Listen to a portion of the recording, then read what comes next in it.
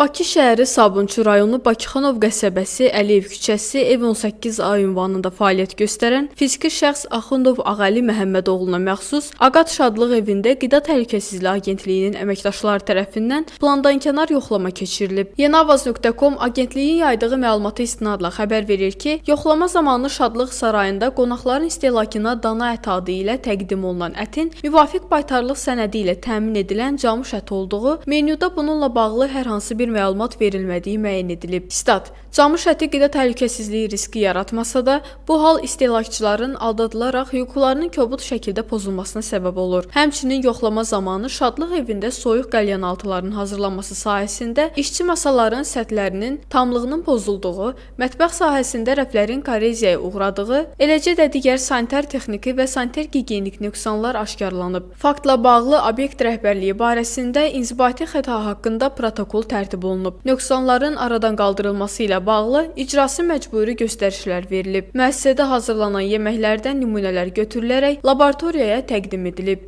Statın sonu.